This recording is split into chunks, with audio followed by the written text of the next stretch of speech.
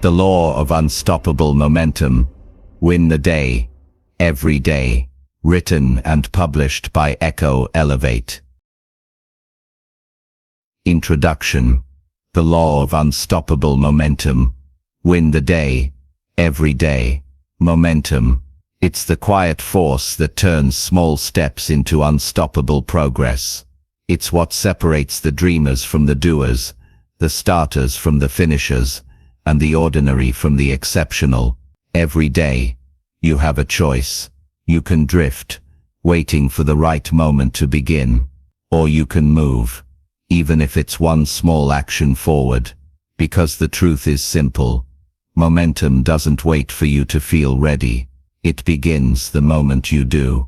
This book is about that force, the law of unstoppable momentum.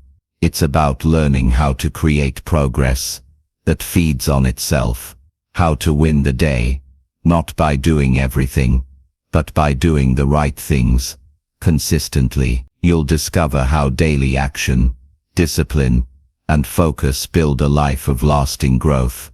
One decision, one habit, and one victory at a time. You'll learn that motivation fades, but motion sustains. That small wins are not insignificant. They're the building blocks of greatness. That discipline is not about restriction. It's about freedom. The freedom that comes from progress. You can see and feel. Throughout this journey, you'll find strategies that are practical and clear. Steps that you can use today, not someday. You'll hear principles that have powered great achievers and ordinary people alike. Those who chose to keep moving forward when others stopped. This isn't just another motivational idea. It's a system, a rhythm, a way of living that makes progress automatic and success inevitable. By the end of this audiobook, you'll understand how to build momentum and, more importantly, how to protect it. You'll know how to start fast, stay steady, and finish strong every single day. So as you listen, remember this. Success isn't built in a moment. It's built in motion. And the motion starts right now. Chapter 1. The Spark. Start where you stand. Every great story begins with a single spark, not a lightning bolt of perfection, not a grand opportunity, but a small decision to begin, right where you are. That decision changes everything. The truth is, most people wait for perfect timing. They wait for the right mood, the right plan, the right level of confidence, but perfection never arrives. There is no perfect day. No perfect version of you waiting in the future. There is only this moment, and what you choose to do with it. The spark is that first act of courage. It's the moment you stop thinking and start moving. It doesn't have to be big. It just has to be real. Because momentum doesn't come from knowing what to do. It comes from doing what you know. Think about a train sitting still on the tracks. It takes enormous energy to move the first inch, but once it starts rolling, it hardly needs as much power to keep going. Your life works the same way. The hardest part is getting started, but the moment you move, the instant you break inertia, everything begins to change. The illusion of readiness. We've all told ourselves the same story. I'll start when I'm ready. But readiness is an illusion. It's not something you wait for. It's something you create through action. When you move, your brain begins to align with your effort. Your focus sharpens. Your confidence grows. Suddenly, what felt impossible yesterday becomes manageable today. Real growth doesn't happen in the planning stage. It happens in motion. You don't learn to swim by reading about water. You learn by getting in. You don't build confidence by waiting to feel brave. You build it by doing what scares you, even when you don't feel ready. The power of the first step. The first step is always the smallest and the most powerful. It could be writing one page, making one phone call, or taking one walk around the block. That single action begins a chain reaction. It signals your mind that you've decided to move, and once you move, everything else begins to adjust around that decision. You'll be amazed at how quickly life starts responding when you act. Opportunities that seemed invisible before begin to appear. People who share your vision start to show up. Even your energy begins to shift. You feel alive again. Because action brings clarity, while waiting brings confusion. There's a famous saying, you don't have to be great to start, but you have to start to be great. The spark doesn't come after you've achieved something. It creates the achievement. Every major accomplishment begins with a simple step forward, often in uncertainty, often without a clear path, but with a clear decision. Start with what you have. Too many people delay progress because they think they need more. More money, more time, more knowledge, more confidence. But history is filled with people who began with almost nothing and turned small beginnings into lasting success. Thomas Edison didn't start with a team of experts. He started with curiosity and persistence. Oprah Winfrey didn't begin as a media icon. She began as a young woman with a voice and a vision. Every breakthrough in human history came from someone who chose to start with what they had, right where they stood. You don't need perfect tools. You need a clear reason. When your why is strong enough, the how begins to reveal itself. Action creates clarity. There's a simple rule for progress. Clarity doesn't come before action. It comes from action. You might not know the entire path, and that's okay. You only need to see the first few steps ahead. When you take them, the next few appear. Imagine driving at night with your headlights on. You can't see your entire journey, but you can see far enough to keep moving. Life works exactly the same way. You don't need to know everything. You just need to know enough to start. So ask yourself, what's one thing you could do today to move forward? Not someday. Not when everything's ready.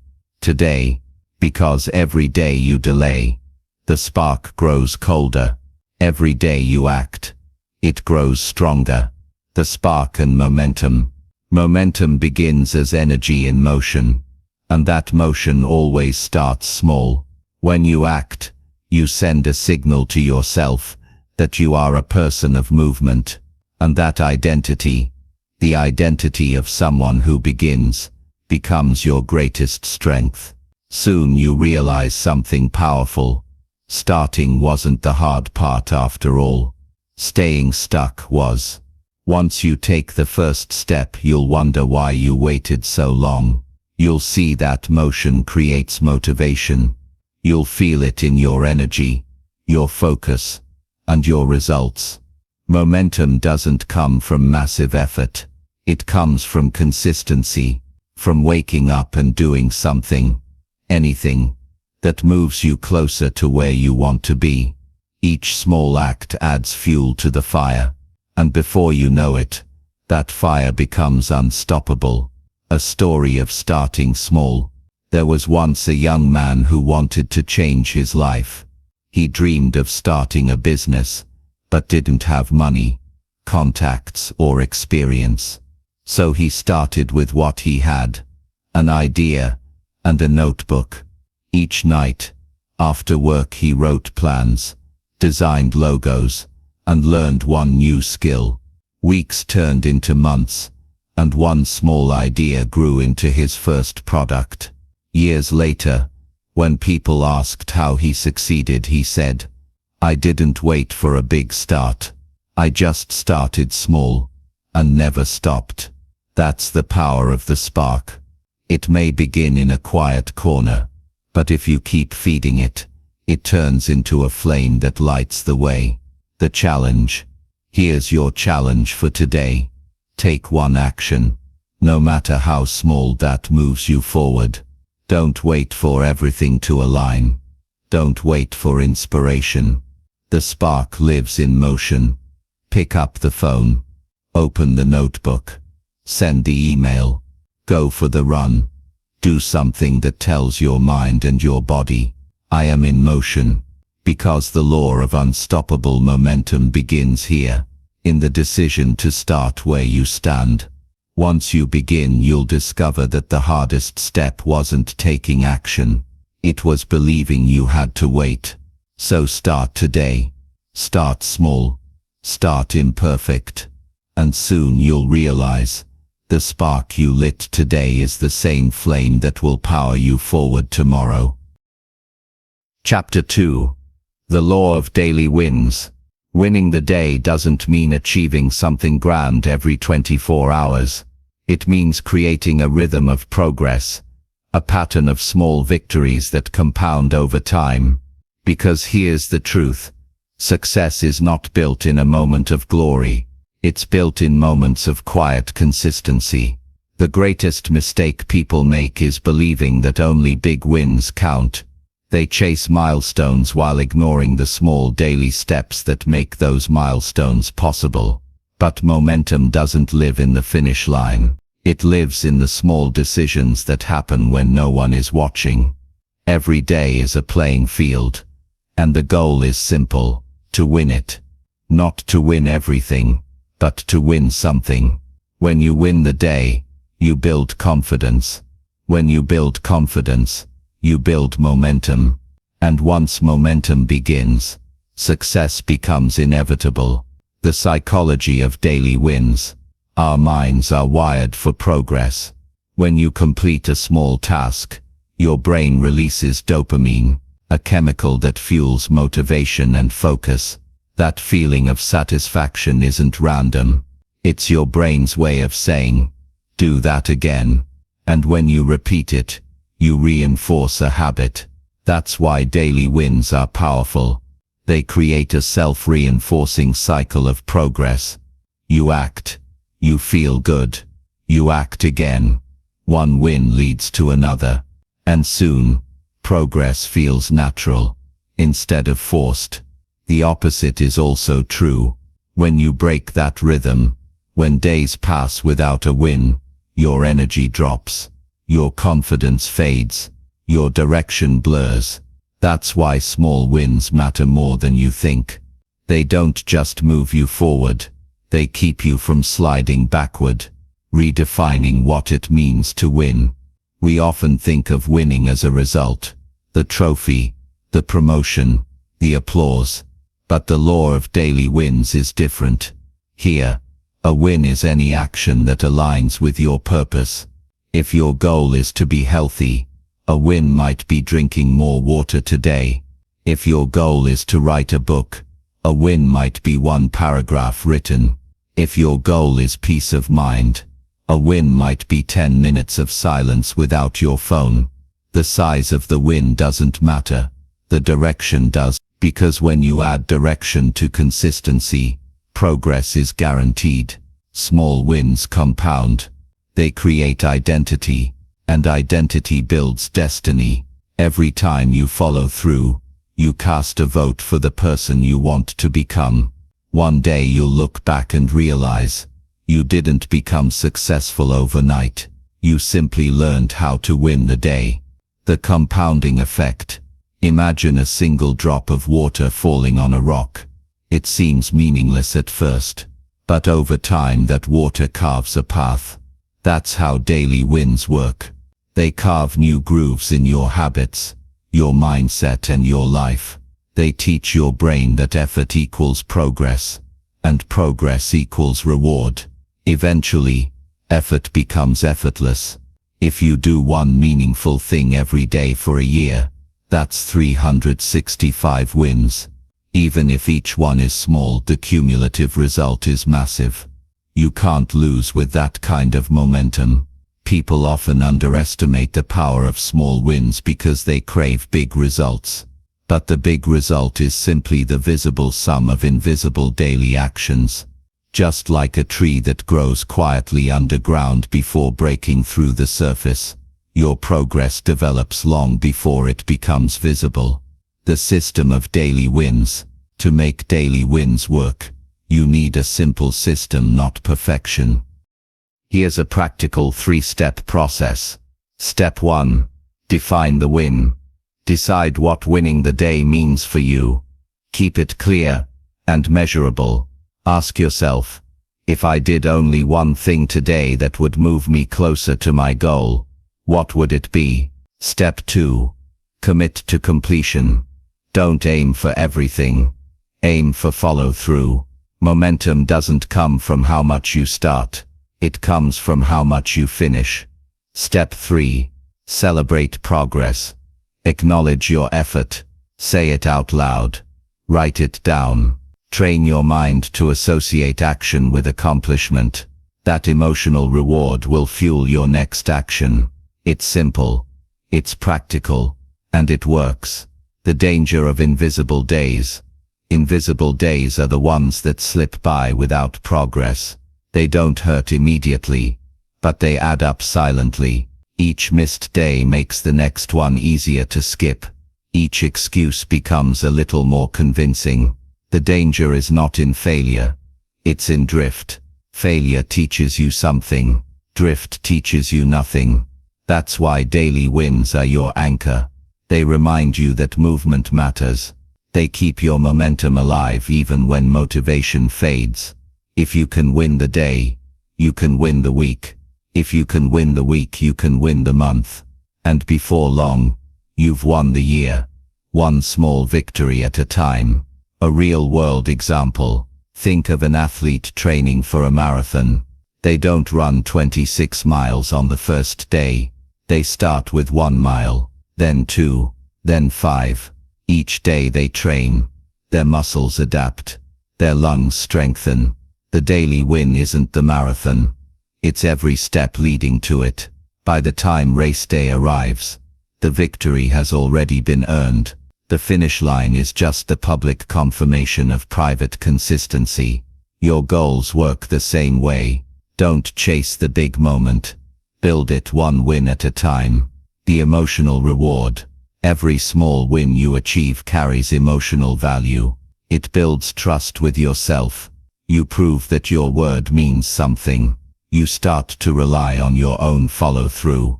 And that is where confidence is born. Not from talent or luck, but from daily evidence that you keep your promises. Confidence isn't shouting. It's quiet assurance built from repeated proof. Each daily win adds a brick to that foundation. Soon you become someone who doesn't just set goals. You complete them. The challenge. Here's your challenge for today. Before you end your day, ask yourself one question. What did I win today? Write it down, acknowledge it, and feel it, because one small win today can be the spark that powers tomorrow. And when tomorrow comes, you'll add another. That's how momentum becomes unstoppable. That's how greatness becomes habit. So remember, don't chase the finish line. Chase the daily win, because when you win the day, every day, the finish line takes care of itself. Chapter 3. Motion over motivation. We've all said it at some point. I'll start when I feel motivated. But here's the truth. Waiting for motivation is like waiting for the wind to blow in your direction. You can't control it. You can't depend on it. And if you wait for it, you'll stay stuck far longer than you should. Motivation is a feeling. Motion is a choice. Feelings are temporary. Choices are powerful. The people who achieve extraordinary things aren't always the most motivated. They're simply the ones who move, no matter how they feel. This is the law of motion over motivation. It's the principle that action creates energy, and energy fuels more action. You don't act because you're motivated. You become motivated because you act. The trap of waiting to feel ready. Think about how often people wait to begin. They wait for inspiration. They wait for the right idea. They wait until they feel like it. But waiting builds hesitation, not readiness. Every day you wait, your mind grows quieter. your energy drops, and your self-belief fades a little more. Motivation doesn't appear before you act. It appears because you act. Have you ever noticed that once you start doing something, your energy rises? The hardest part of a workout is putting on your shoes. The hardest part of writing is opening the document. The hardest part of progress is starting. Once you take that first step, your mind and body align.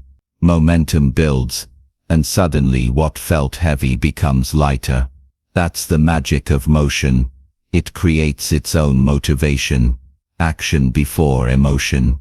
Here's a simple rule to live by. Don't wait to feel good to take action. Take action to feel good. Feelings follow focus, and focus follows movement. If you sit still, your mind will amplify every doubt. If you move, even slightly, your focus shifts to progress. The body influences the mind far more than most people realize. When you stand up straight, take a deep breath, and start moving, your physiology changes. You feel more alive, more capable, more alert. That's why motion is medicine. It breaks the spell of procrastination and replaces hesitation with direction. Real-world example. The cold morning rule. Think of a cold winter morning. Your alarm goes off. You don't want to get out of bed. The blanket feels perfect, and the world outside feels too harsh to face. But the moment you stand up, something shifts. Once you move, your body warms up, your mind clears, and what felt impossible 5 minutes ago now feels doable. Nothing magical happened. You simply moved. This is life in a nutshell. Waiting for motivation to move is like waiting for heat before starting the fire. The warmth comes after you strike the match.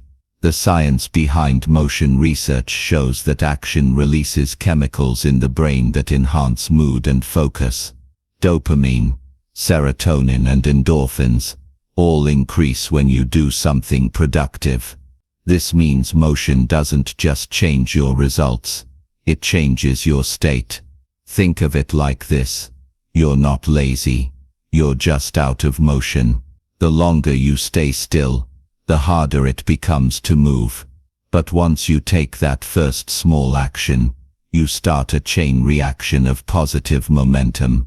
That's why successful people build routines, not because they're always inspired, but because they know structure keeps them in motion even when emotions fluctuate. Motion builds identity. When you act, you're not just changing what you do, you're changing who you believe you are. Every time you follow through, even when you don't feel like it, you're telling yourself, I am the kind of person who moves. That identity becomes your foundation. And identity drives consistency. You no longer rely on bursts of excitement or random waves of motivation. You rely on discipline, motion, and purpose. That's what makes progress automatic. You start to realize that your energy isn't something you wait for, it's something you generate. From hesitation to habit. Let's be honest, everyone hesitates. Even the most disciplined people feel resistance. But the difference is how long they stay there. They've trained themselves to move through hesitation quickly. They don't debate with their emotions. They act first, and feelings catch up later. That's what turns motion into habit, and habits turn ordinary effort into extraordinary momentum. You don't need massive motivation to start. You need a small movement repeated daily, a short walk, a single call, one page written. Small actions performed consistently will always outperform big plans that never begin. The motion principle in everyday life. When you feel stuck, don't overthink. Move. If you're stressed, take a walk. If you're tired, stretch your body. If you're overwhelmed, do one small thing. Action dissolves anxiety. It brings clarity to confusion and replaces doubt with direction. You don't need to see the entire path. You just need to take the next step. Because once you do, the next one becomes visible. That's how all great achievements are built, one motion at a time. The story of a reluctant artist. There was once an artist who lost his passion. He hadn't painted for months. He told himself he wasn't inspired anymore. But one day, he decided to clean his studio, just to do something. As he moved brushes, rearranged canvases, and wiped the table, something changed. He felt a spark of curiosity again. He picked up a pencil, sketched a few lines, and before he knew it, he was painting for hours. The art didn't return because he felt inspired. Inspiration returned because he moved. That's the secret. Motion doesn't wait for passion. It creates it. Practical steps to apply the law. Step 1. Lower the barrier to start. Don't make the first step heavy. If a task feels overwhelming, break it down. Tell yourself, I'll just start for 5 minutes. Once you begin, your brain naturally wants to continue. Step 2. Anchor motion in routine. Attach your desired action to something you already do. For example, after my morning coffee, I'll write 1 paragraph. This removes decision fatigue and keeps motion consistent. Step 3. Celebrate completion, not perfection. You don't need perfect execution, just completion. Finishing builds confidence. Perfection builds paralysis. The challenge. Here's your challenge for today. Don't wait for motivation. Move first. If you don't feel like working out, put on your shoes anyway. If you don't feel like writing, open the document anyway. If you don't feel like calling, dial the number anyway. Action first, feeling second. That's how the law of motion works. Because once you're in motion, your energy rises, your focus sharpens, and your sense of purpose returns. Momentum doesn't come from waiting for the right feeling. It comes from creating the right action. So today, let motion lead the way. Because when you move, even a little, you awaken the force that makes progress unstoppable. And that's when life begins to move with you. Chapter 4. The Morning Advantage. Control the morning. Control the day. Every day begins with a decision, whether to take control of your morning or surrender it to chance. And that single decision determines the rhythm of your entire day. Mornings are more than just hours on a clock. They are the foundation of momentum. They set the emotional tone, mental clarity, and physical energy that ripple through everything that follows. If you win the morning, you win the day. If you lose it, the rest of the day is often spent trying to catch up. The truth is simple. The way you start determines the way you continue. That's the morning advantage. The discipline of beginning your day on purpose, not by default. The hidden power of the first hour. The first hour after waking is the most powerful hour of the day. Why? Because it shapes your state of mind, before the world gets a chance to shape it for you. Most people open their eyes, and immediately reach for their phone. They scroll through messages, notifications, and news that instantly pull their attention outward. Before they've even stood up, their focus belongs to the world instead of themselves. The result? They start the day reactive, not proactive. They spend the rest of the day responding to other people's priorities instead of creating their own. The morning advantage is about reversing that. It's about protecting the first hour like sacred ground. It's your time to center, to align, and to prepare for the day ahead. Because once the day begins, demands will come from every direction. But in the quiet of the morning, You have the rare opportunity to build your foundation, mentally, physically, and spiritually. The mindset of ownership.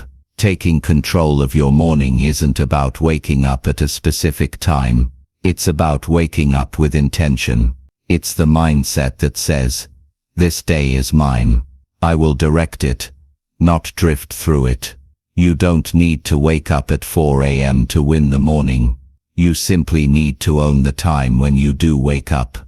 Even 30 minutes of purposeful routine can shift your entire day. Imagine starting your morning with clarity instead of confusion, with energy instead of anxiety, with calm focus instead of noise. That's the difference between drifting and directing. Ownership is everything.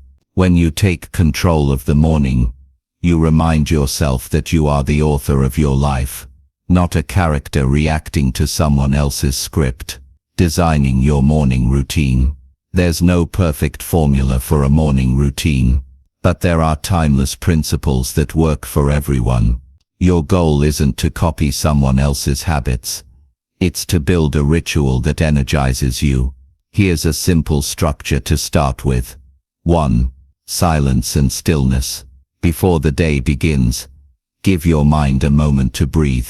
Sit in silence, pray, meditate, or simply reflect. This creates mental space before you fill your mind with noise. 2. Movement. Move your body, even briefly. Stretch, walk or exercise. Physical motion wakes the mind, releases stress, and sets your energy in motion. 3. Gratitude and intention. Take a minute to write or think of 3 things you're grateful for. Then set your top intention for the day. Ask yourself, what one thing, if accomplished today, would make this day a win? 4. Learning and growth. Feed your mind before the world feeds it for you. Read a few pages. Listen to an inspiring message. Start your day with wisdom, not distraction.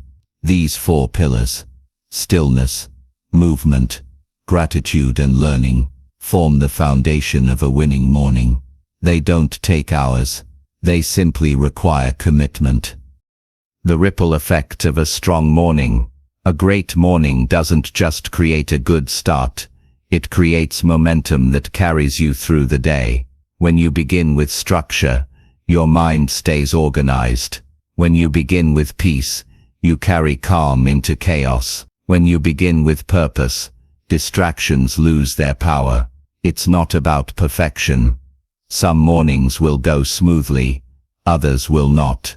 But even one strong morning can change the way you handle challenges.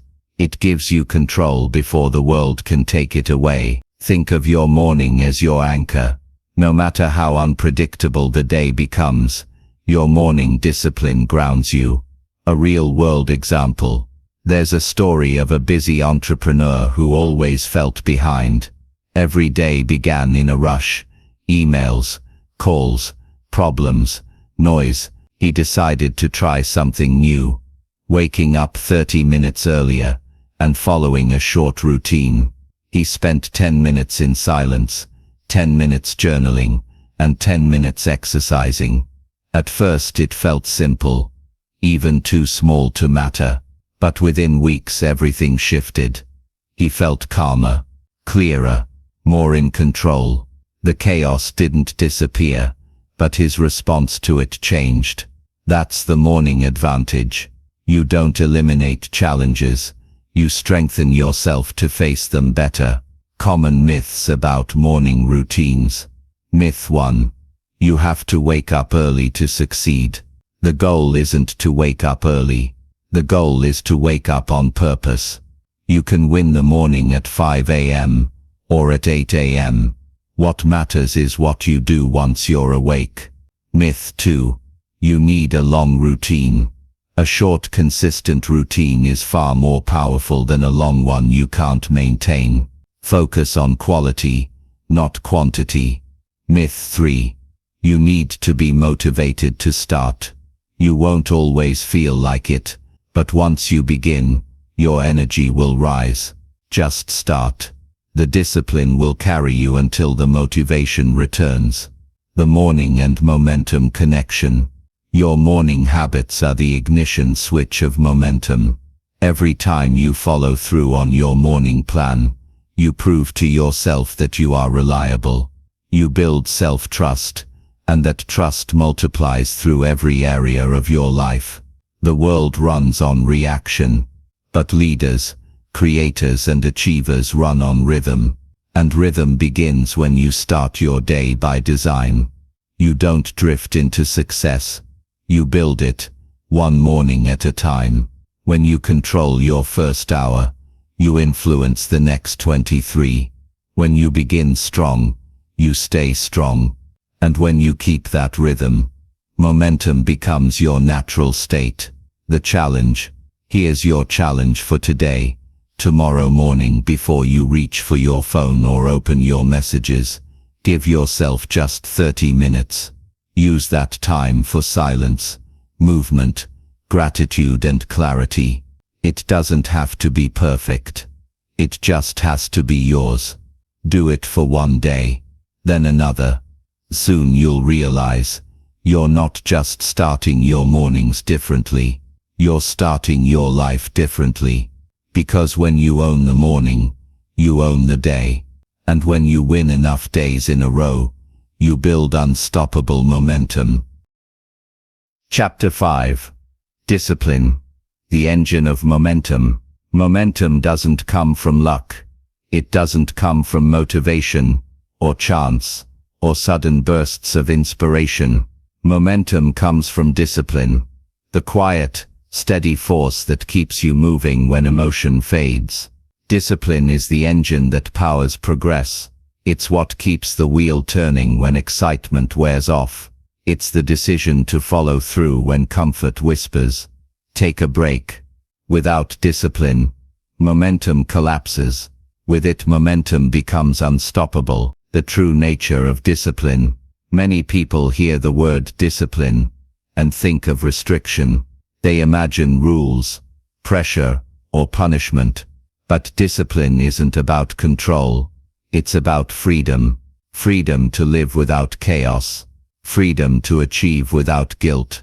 Freedom to look in the mirror and know you're becoming who you said you would be.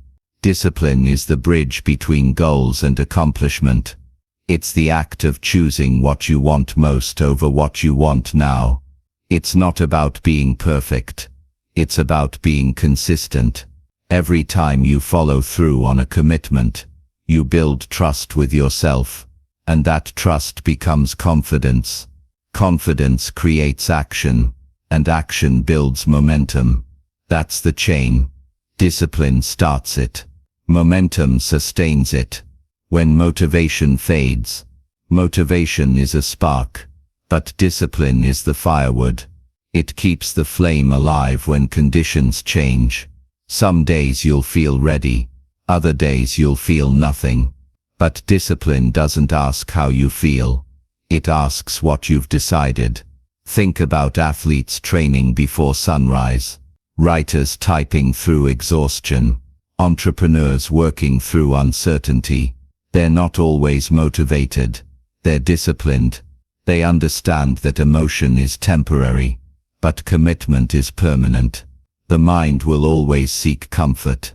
The disciplined person chooses growth instead, because they know that comfort never builds character. Resistance does. The pain of discipline versus the pain of regret. There are two kinds of pain in life: the pain of discipline and the pain of regret. Discipline costs you something now, time, effort or comfort. But regret costs you far more later: opportunity, self-respect, and peace of mind. When you stay disciplined, you pay a small price today to avoid a heavy cost tomorrow. When you avoid discipline, you enjoy short-term ease but create long-term frustration. Ask yourself, which pain would you rather live with?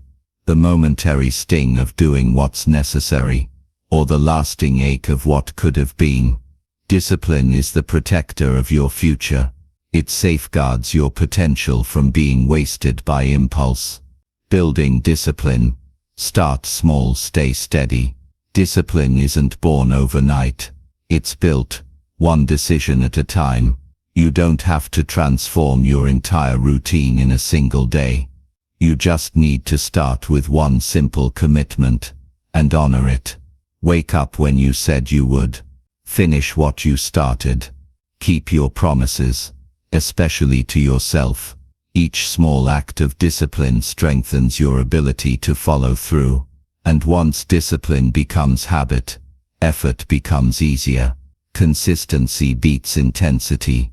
A small daily effort performed faithfully will always outperform a big burst that fades. The discipline loop. Here's how the discipline loop works. You decide. You act. You complete. You feel accomplished. That feeling encourages you to decide again. Each loop reinforces the next. Soon you no longer struggle to stay consistent. You become consistency itself. That's how discipline turns into momentum. You don't rely on emotion anymore. You rely on identity. You are the kind of person who follows through. The power of standards. Discipline thrives on standards. Standards are the invisible lines that separate mediocrity from mastery.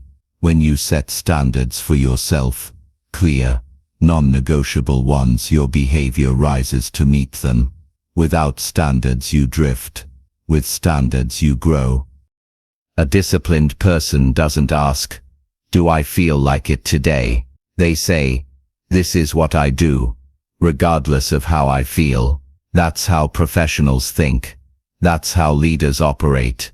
And that's how ordinary people achieve extraordinary results.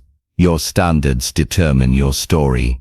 Set them high enough to pull you forward, and your discipline will carry you there. Real-world example. The marathon runner. There was once a man who decided to run a marathon. He wasn't an athlete. He didn't have the perfect plan. But every morning he ran, no matter how he felt. Some days it rained. Some days he was sore. But he laced up his shoes anyway. Months later, when he crossed the finish line, people called him motivated. But he laughed and said, "No, just disciplined." He understood the secret. Discipline doesn't rely on mood. It relies on decision. Discipline and freedom. Discipline doesn't limit your freedom. It creates it. When you're disciplined with your time, you gain more of it. When you're disciplined with your finances, you gain stability. When you're disciplined with your health, you gain energy and confidence. Lack of discipline feels like freedom at first, but it always leads to chaos later. True freedom is the ability to live with structure that supports your goals. It's living by design, not by default. That's why disciplined people seem calm in chaos. They've built order into their lives long before the storm arrived. How to strengthen your discipline. 1. Remove decision fatigue. Plan ahead. Decide once. When you remove daily debates, discipline becomes automatic. 2. Build routines around key actions. Turn important actions into habits that require no thinking. The less effort it takes to begin, the more consistent you'll become. 3. Use accountability. Tell someone about your goals. Accountability transforms intention into obligation, and obligation fuels discipline. 4. Forgive quickly. Restart instantly. You'll fail sometimes. Everyone does. What matters is how fast you return to discipline after a setback. A missed day doesn't break momentum. Quitting does. The emotional reward discipline might feel hard in the beginning, but it eventually becomes your greatest source of pride. It's the feeling of self-respect that comes from doing what you said you'd do. It's knowing that your actions match your words. There's nothing more powerful than that alignment. When your behavior and your beliefs work together, confidence becomes automatic. You trust yourself, and that trust fuels unstoppable progress. The challenge. Here's your challenge for today. Choose one area of your life where you need more discipline. Just one. Decide on a simple, clear action you can take daily. Then commit to it for 1 week. Don't aim for perfect execution. Aim for consistency. Each time you follow through, you're not just completing a task, you're building your engine. You're strengthening the force that powers your momentum. Because discipline isn't about doing everything. It's about doing something, every day, that keeps your progress alive. So keep moving. Keep showing up. Keep choosing growth over comfort. Because discipline is not just the engine of momentum. It's the heartbeat of success itself. Chapter 6. Focus on the vital few. The 80-20th discipline. Not everything in life deserves your time.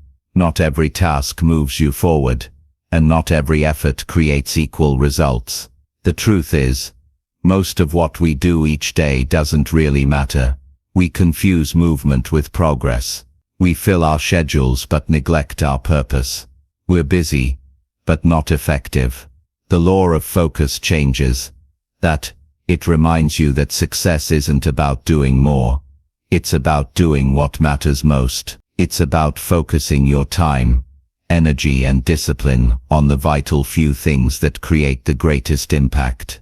This is the 80-20th principle, the discipline of priority. 80% of your results come from 20% of your actions. The question is, do you know which 20% truly moves your life forward? The myth of doing it all. The modern world glorifies busyness.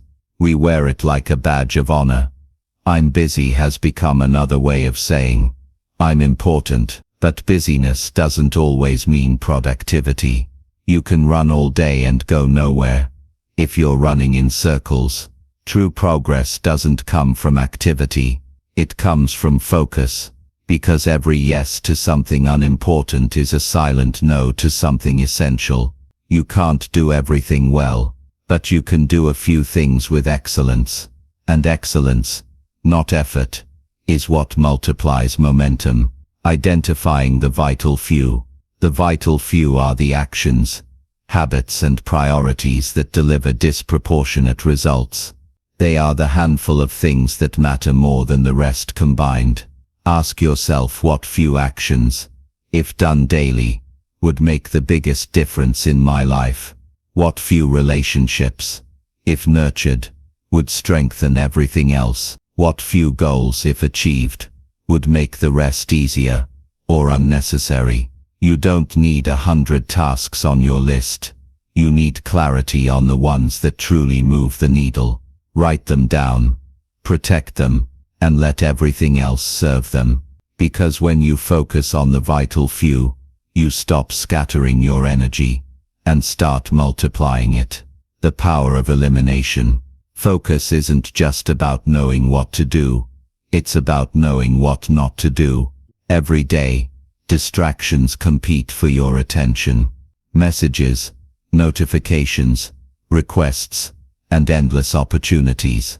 But most of them don't deserve your energy. To gain momentum, you must practice the art of saying no, not out of arrogance, but out of purpose. Every great achiever has mastered the word no. They protect their focus like it's gold, because it is. Elimination creates concentration, and concentration creates acceleration. If you want to double your results, don't double your effort. Cut your distractions in half. The story of the woodcutter. There's an old story of a woodcutter who worked tirelessly, chopping trees from dawn till dusk. But over time, his results declined. He was swinging harder, yet cutting less. A passerby asked, "When was the last time you sharpened your axe?" The woodcutter replied, "I don't have time to sharpen my axe. I'm too busy chopping wood." That's what most people do. They keep swinging, but never stop to sharpen. They keep moving, but never reflect. They confuse effort with effectiveness. Sharpening your axe means stepping back, refocusing, and aligning your effort with what truly matters. It means working smarter, not just harder. Focus creates power. Imagine sunlight passing through a magnifying glass. When it's scattered, it warms nothing. But when focused, it ignites fire. Your energy works the same way. When scattered across too many things, it loses strength. When directed toward one clear goal, it becomes unstoppable. Focus transforms average effort into extraordinary results. That's why the most successful people don't chase everything. They master one thing at a time. They understand that momentum doesn't come from multitasking. It comes from single tasking with intention. Practical steps to apply the 80/20. Discipline. Step 1. Identify your top priorities.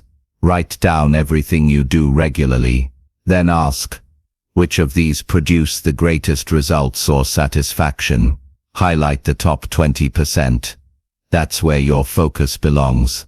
Step 2. Schedule the vital few first. Don't fit them around your day.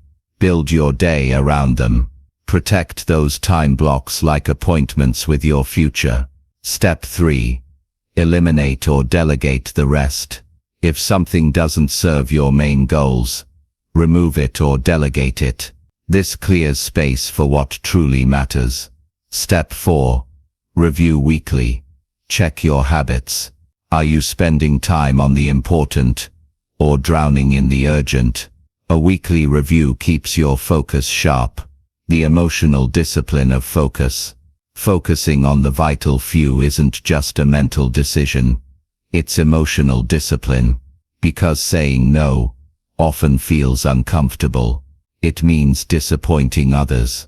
It means letting go of distractions that feel productive but aren't. But every no to distraction is a yes to your destiny. Every no to noise strengthens your inner peace. You'll notice something beautiful happen. Life becomes lighter. Your mind becomes clearer. And your days start to feel more meaningful. Real-world example. Think of an artist working on a masterpiece. They don't paint every wall in the gallery. They focus on one canvas. They pour all their energy, precision and emotion into that single creation. And because of that focus, the result inspires others for years to come. Now imagine if that artist tried to paint 20 canvases at once. The result would be scattered, incomplete and forgettable. That's how most people live. Too many half-finished canvases. Too little focused creation. Focus allows you to finish what matters. And finishing builds the kind of momentum that changes lives. The freedom of less. Simplicity is strength. Sin your life becomes cluttered. Your energy fractures. When you simplify, everything flows smoother. You don't need to chase everything. You just need to pursue the right things. Deeply, consistently and deliberately. Less chaos. More clarity. Less effort. More progress. Less noise. More meaning. That's the law of focus.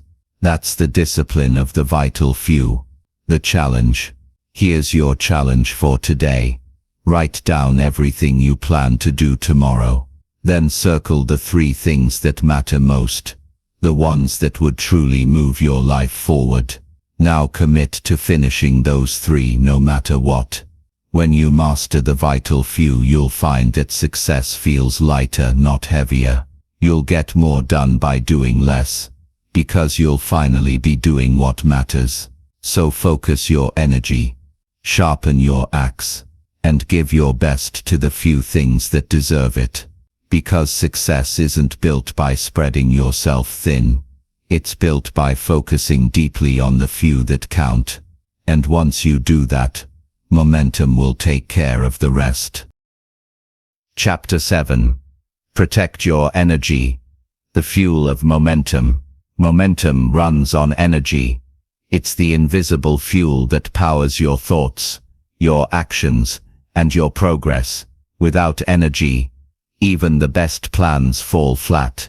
Without energy, discipline feels heavy, focus fades, and consistency breaks.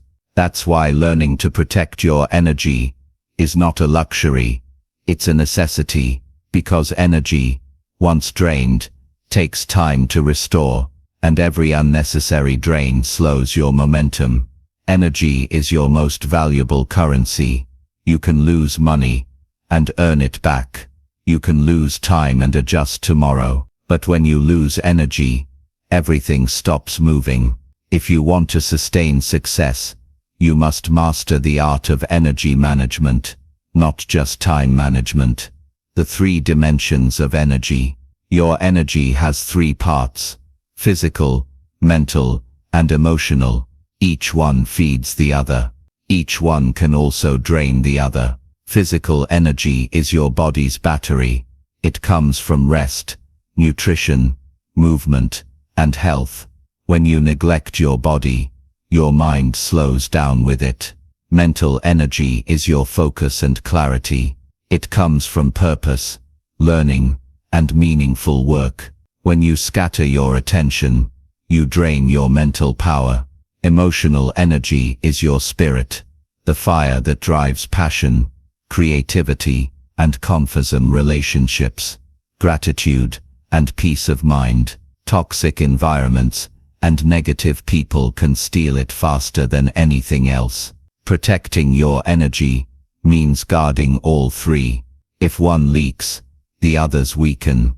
If one strengthens, the others rise. Energy in versus energy out. Think of your energy like a bank account. Everything you do either makes a deposit or a withdrawal. Exercise, rest, gratitude, laughter, deposits, complaining, worry, overwork, and comparison, withdrawals. When withdrawals exceed deposits, you go into energy debt, and just like financial debt, the interest accumulates in the form of stress, burnout, and frustration. To protect your energy, you must be intentional about what you allow in and what you give out. Ask yourself daily, did I invest my energy today, or did I spend it carelessly? That one question will change how you live. The enemies of energy. 1. Overcommitment. Saying yes to everything spreads your energy thin. You end up exhausted, doing many things poorly instead of a few things well. Learn to say no, kindly, but firmly. 2. Negativity. Negativity is contagious. It drains your mind faster than physical work ever could. Guard your conversations. Limit gossip and complaints. Surround yourself with people who fuel your fire, not those who dim it. 3. Lack of rest. Rest is not weakness, it's recovery. You can't pour from an empty cup. Sleep, stillness, and breaks are part of the work, not separate from it. 4. Digital distraction. Constant scrolling and endless notifications quietly drain your focus. Every alert steals a piece of your attention. Protect your mind by controlling your inputs. Be intentional about what earns your eyes and ears. The power of boundaries. Boundaries are not barriers. They're protection. They define where your energy begins and where the world ends. You have every right to protect your peace, your focus, and your well-being. You're not being rude when you say no. You're being responsible. A person without boundaries becomes a battery for everyone else's problems. But a person with boundaries becomes a lighthouse, strong, centered, and consistent. Remember, saying no to what drains you is saying yes to what builds you. Recharging through renewal. Energy protection isn't just about avoiding drains. It's also about recharging intentionally. You can't run at full speed forever. Even machines need maintenance. Find what renews you. It could be reading, nature, journaling, prayer, music, solitude, or time with loved ones. Whatever lifts your spirit, schedule it like it matters, because it does. Renewal restores balance. It keeps your inner fire from burning out. It reminds you that you are not a machine. You're a human being designed for rhythm, not constant rush. Great performers understand this. They know when to push and when to pause. That balance keeps them powerful and peaceful. Real-world example: the burnout lesson. There was a high-performing executive known for his relentless work ethic. He woke early, stayed late, and prided himself on never resting. For a while it worked.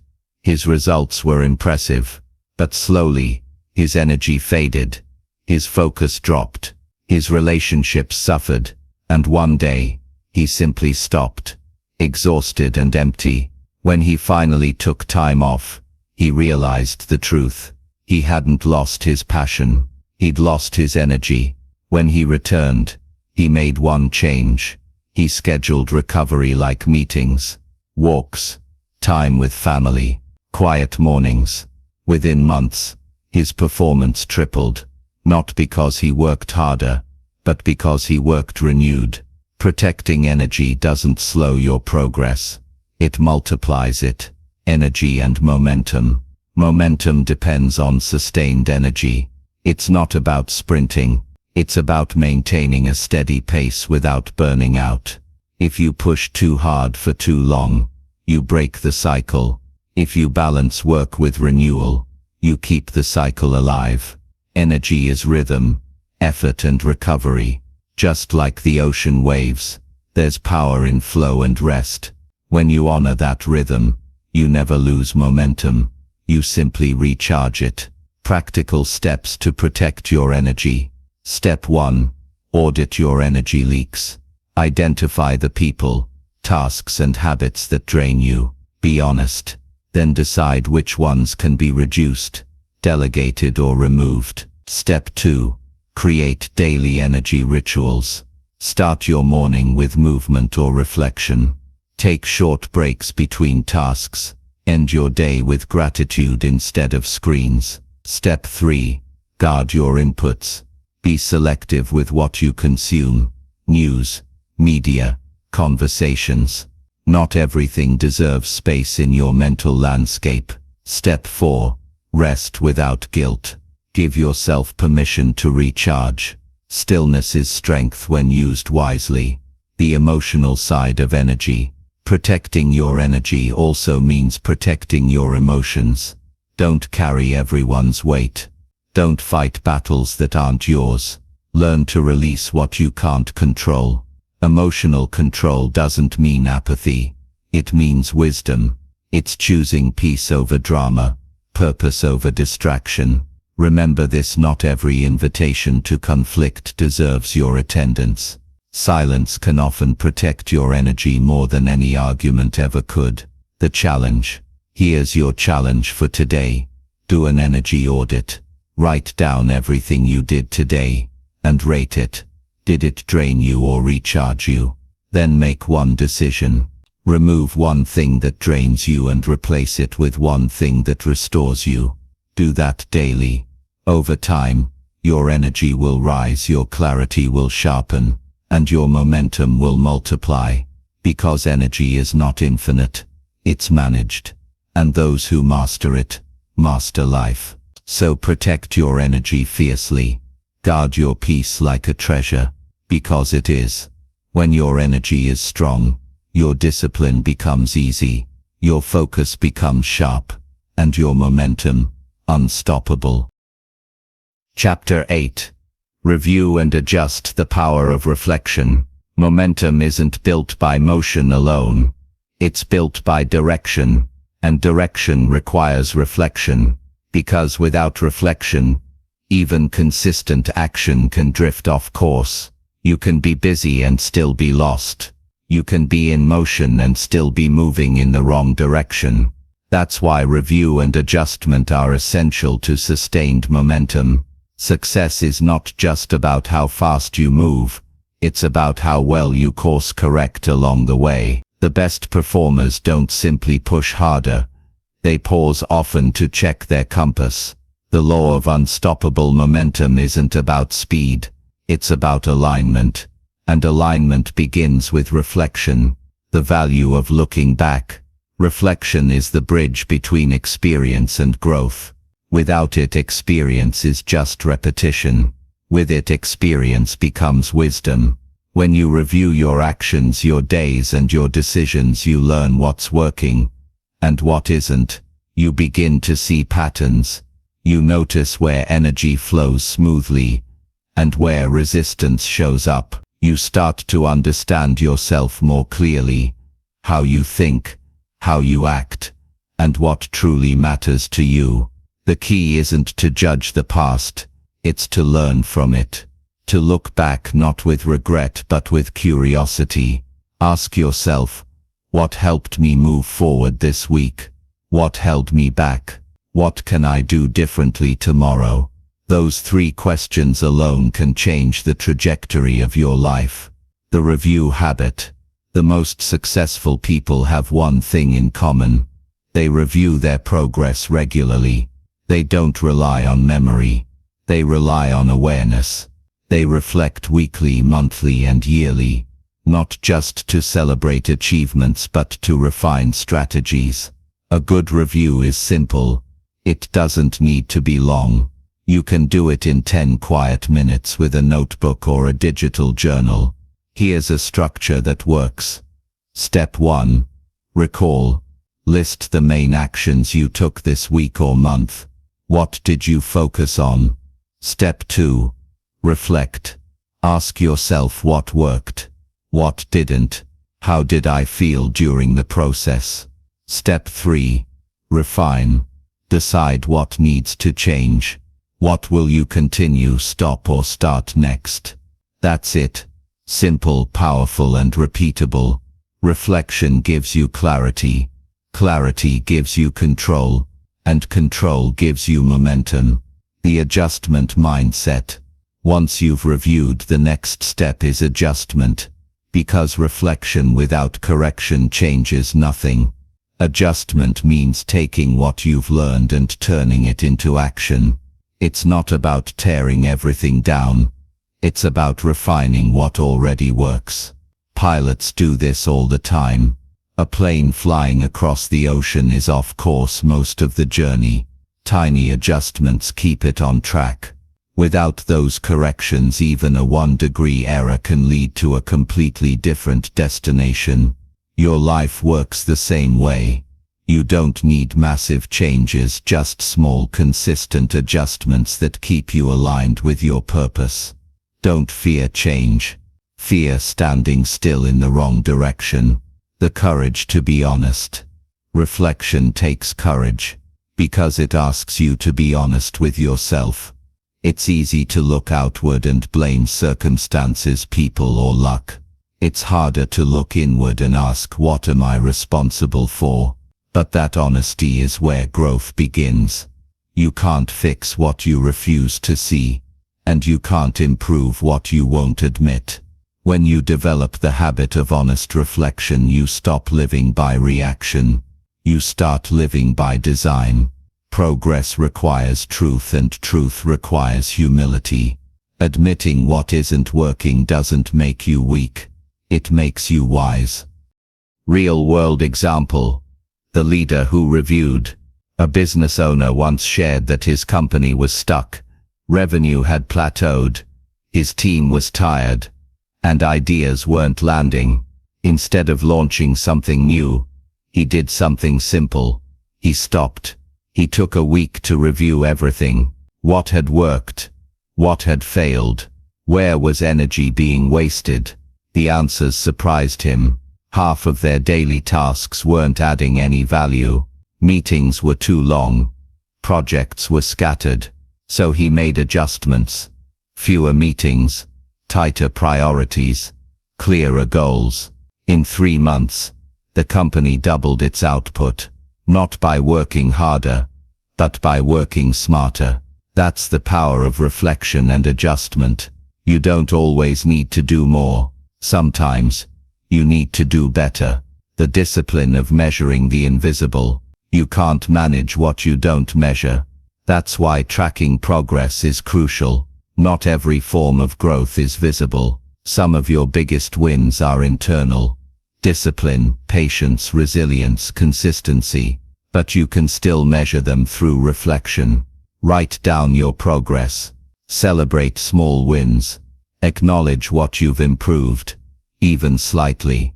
Measurement keeps your mind aware that progress is happening, even when results aren't yet visible. That awareness sustains motivation and keeps momentum alive. Avoiding perfection paralysis. Review and adjustment are not about perfection.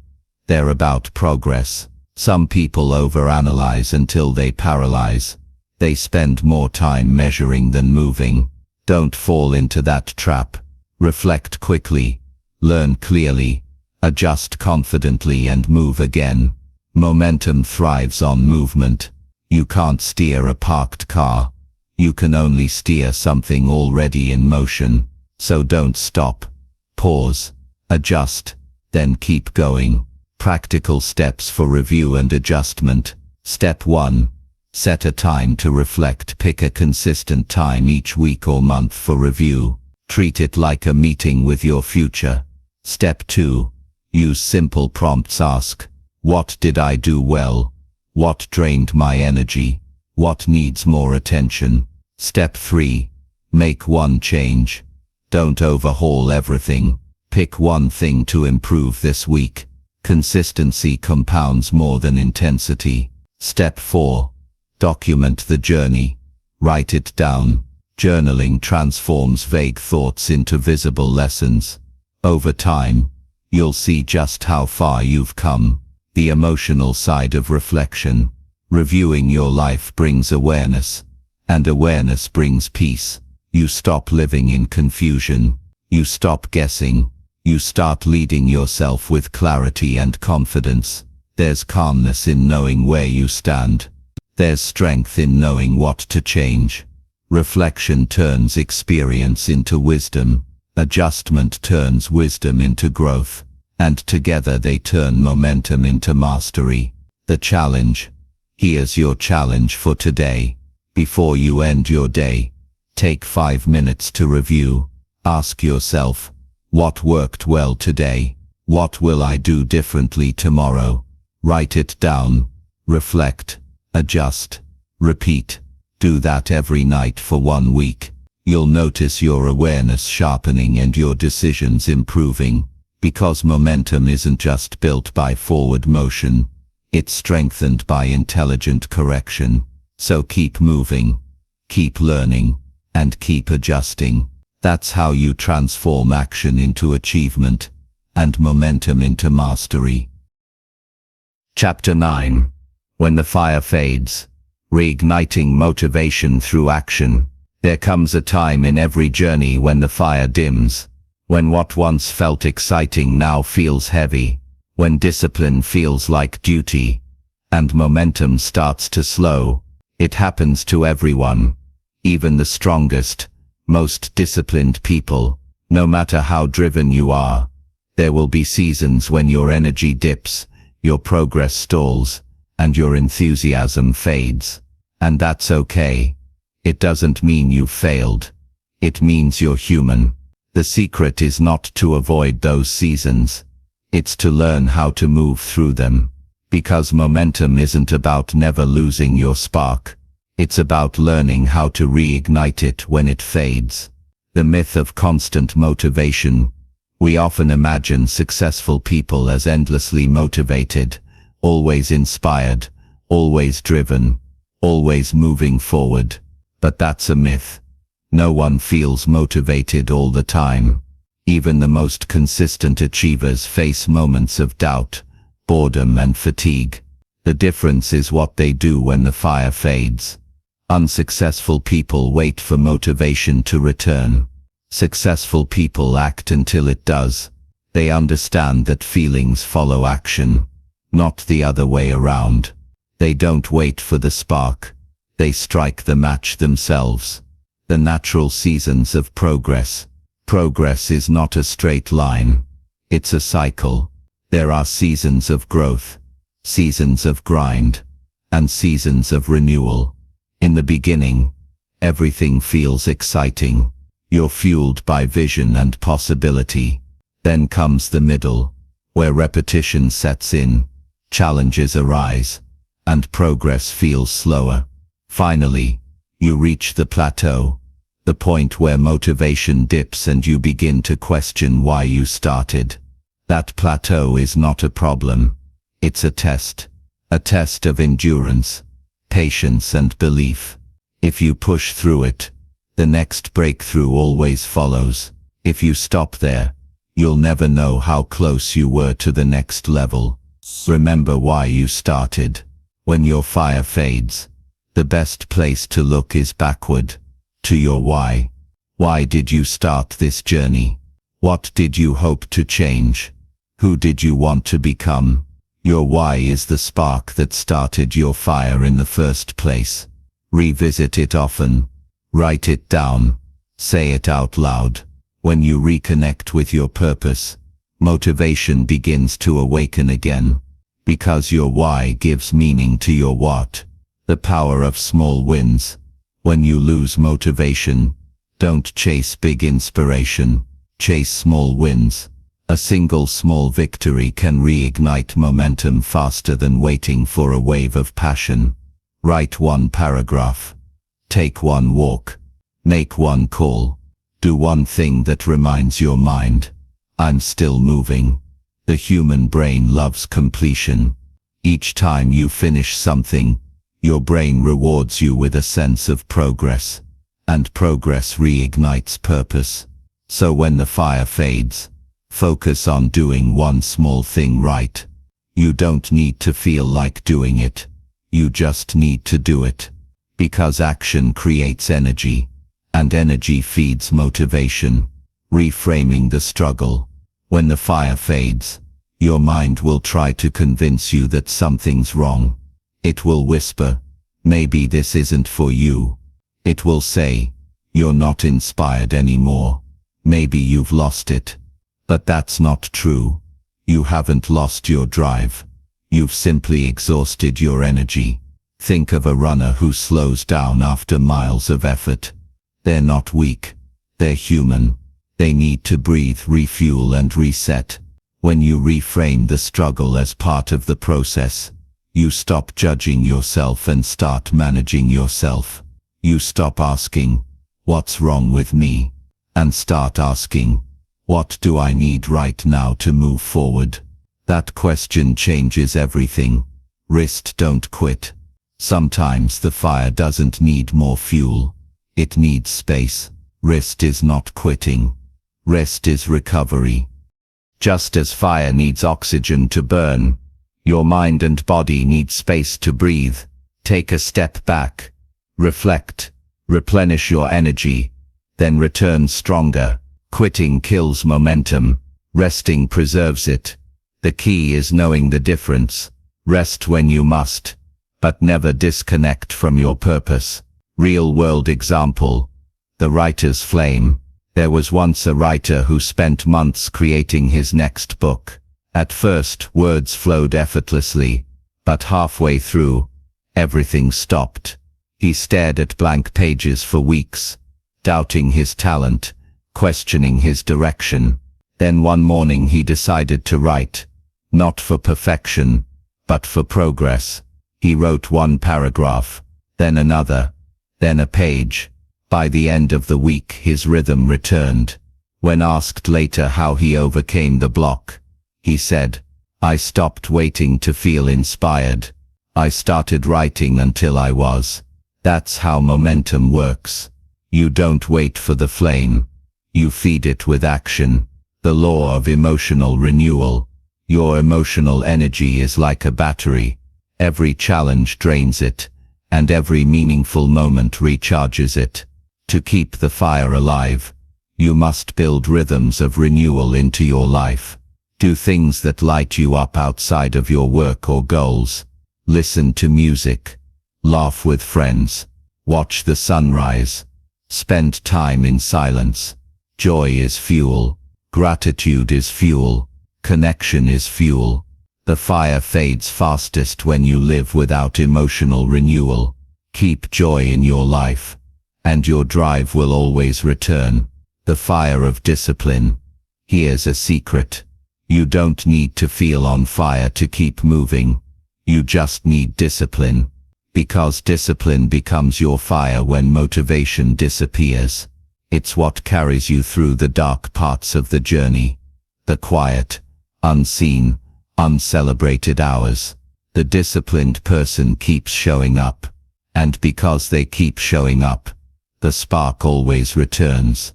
That's how the unstoppable keep going. They don't wait to feel ready. They trust the process. Practical steps to reignite your fire. Step 1. Reconnect to purpose. Take 10 minutes to write down why you started. Read it out loud every morning until you feel it again. Step 2. Take small, simple actions. Do something small today that moves you forward. Progress rebuilds passion faster than inspiration does. Step 3. Refill your energy tank. Get rest. Move your body. Spend time with people who lift you up. A tired mind can't stay inspired. Step 4. Reflect and reset. Ask, what's draining me? And what's driving me? Eliminate what drains. Reconnect with what drives. The challenge. Here's your challenge for today. If your fire has faded, don't fight the feeling. Just take one small action. It could be reading a page, sending a message, or revisiting your goals. You don't need to rebuild the whole flame today. You just need a spark. Because one spark is enough to light a fire again. And once the fire returns, momentum follows. So don't give up when it feels quiet. Don't quit when it feels slow. Keep moving, even softly, because the fire never truly dies. It just waits for you to breathe life back into it. And when you do, it burns brighter than ever. Chapter 10. The Power of Compounding Days. How Small Wins Become Unstoppable Success. Success is never the result of one big day. It's the result of many small days, done well. One good decision followed by another. One productive morning followed by another. One small win, compounded over time, until it becomes something extraordinary. That's the power of compounding days. It's not glamorous. It's not instant. But it's the quiet force behind every great achievement. When you understand this principle, your entire mindset shifts. You stop chasing quick results. You start building lasting momentum. You realize that greatness isn't built in leaps. It's built in layers. The law of daily accumulation. Every day adds up. Every action, every choice, every moment of discipline. They don't disappear. They compound. Just like money earns interest. Your daily habits earn results. When you stay consistent, even small actions grow powerful over time. And the longer you stay consistent, the greater the return. But here's the secret most people miss. Compounding doesn't just apply to success. It also applies to neglect. Small positive actions lead to growth. Small careless choices lead to decline. The question isn't whether you're compounding something. It's what you're compounding. Progress or procrastination. The invisible growth phase. When you start something new, a business, a workout, a skill, progress is invisible at first. You put in effort, but the results seem small. You work hard, yet nothing changes fast enough. That's the phase where most people quit.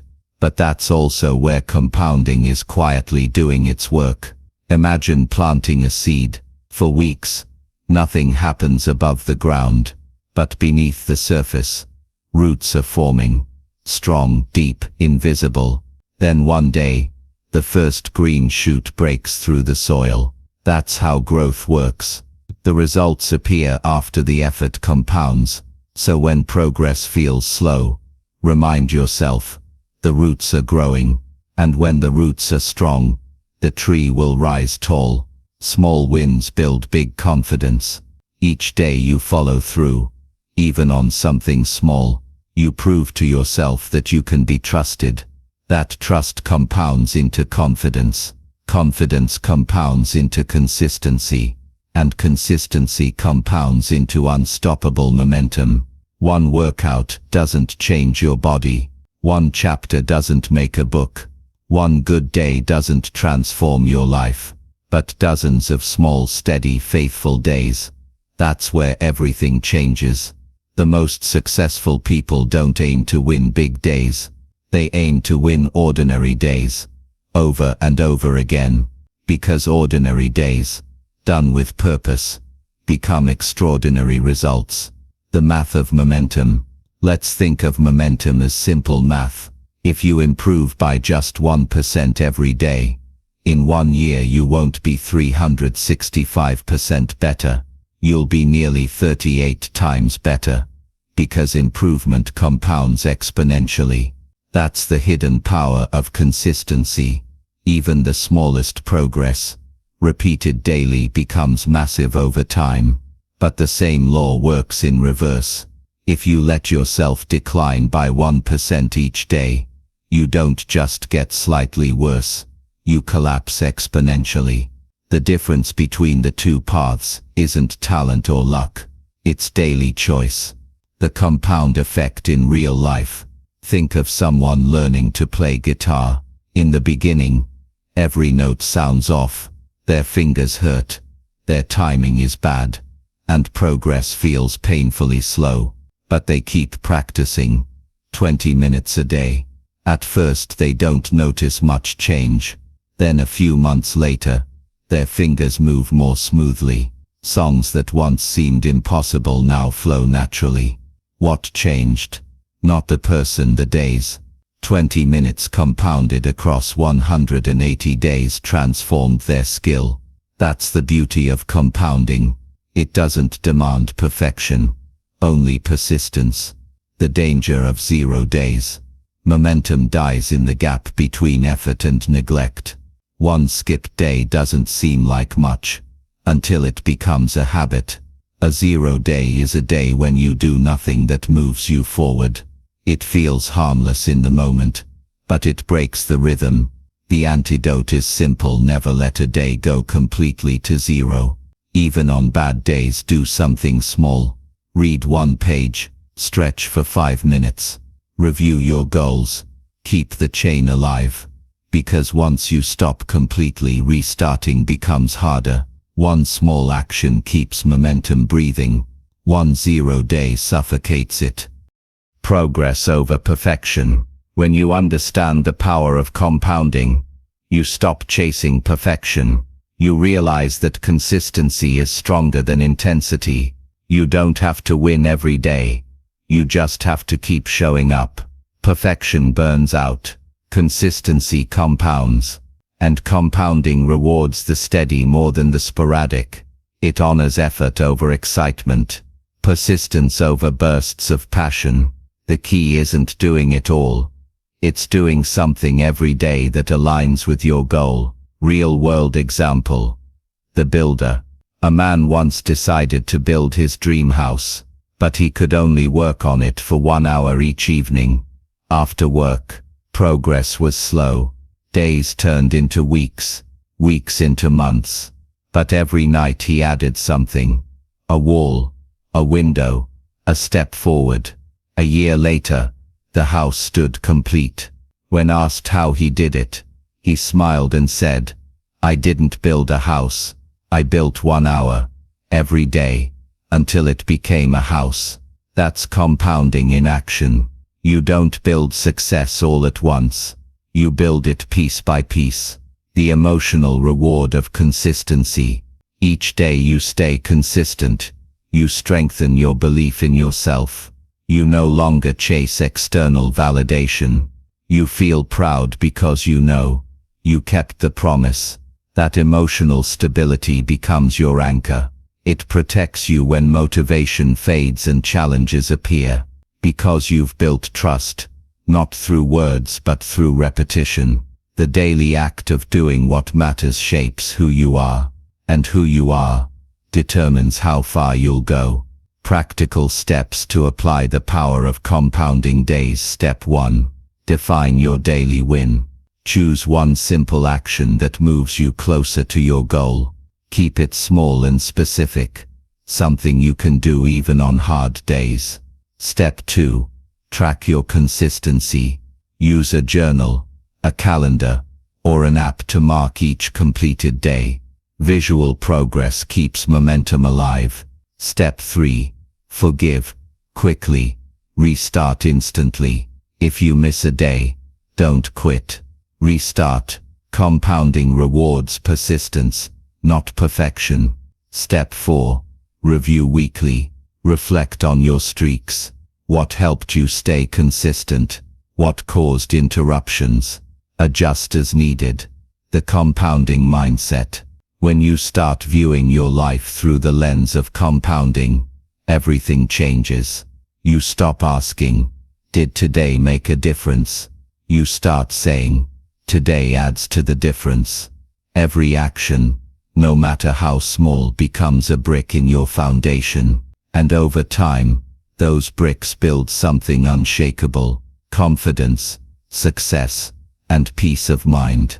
Compounding days turn temporary effort into permanent transformation.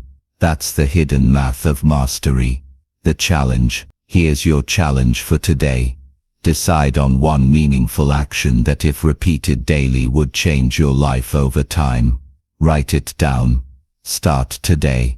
Then do it again tomorrow. You don't need to see instant results. Just trust the process. Because compounding doesn't ask for perfection. It asks for consistency. Day by day, step by step. Small wins build great lives. And when you keep stacking those wins, your momentum becomes unstoppable. Remember this: you don't need to do everything today. You just need to do something. Because something done daily becomes everything over time. That's the law of compounding days, and the secret to winning the day, every day. Chapter 11. The company you keep. How associations shape momentum. No one builds momentum alone. Every life is shaped, elevated, or limited by the people around it. Your environment is not just a background. It's a silent force that molds your habits, your mindset, and your direction. The truth is simple: you rise or fall to the level of the company you keep.